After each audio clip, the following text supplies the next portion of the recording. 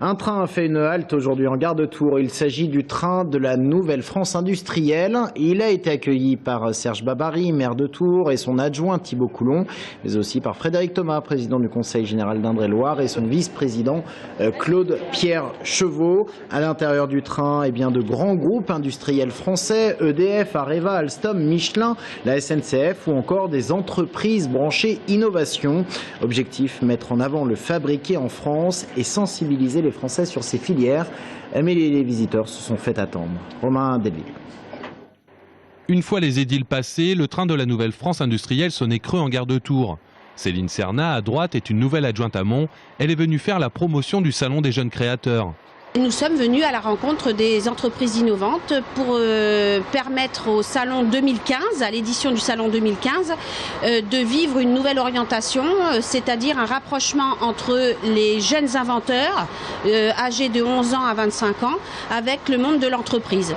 Chez Getraline, on s'occupe de contrôler la maintenance. En contrat avec nombre d'offices de logements sociaux en France, l'entreprise, basée dans les Yvelines, vérifie par exemple si la maintenance des ascenseurs est conforme au contrat fixé avec les ascensoristes. Je suis en B2B, en B2C. Aujourd'hui, ce qu'il faut, c'est se faire connaître. Ce qui est important, c'est quand il y a des gens qui passent, ils ont souvent des ascenseurs, ils habitent dans des immeubles, ils travaillent avec des syndics. Donc, ils parlent de nous, c'est intéressant. Et puis, ce qui est intéressant, c'est les inaugurations. On a beaucoup de maires qui sont présents, qui sont eux-mêmes présidents d'office HLM et qui sont intéressés par nos solutions. Dans le train de la Nouvelle France industrielle, le bois aussi est venu faire sa promo pour dire qu'il n'est pas un élément du passé, mais bien un matériau d'avenir.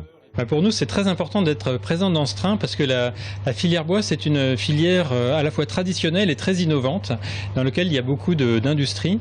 Et ces industries, c'est important de les faire connaître parce que c'est des industries qui embauchent et qu'on a besoin de faire connaître nos métiers.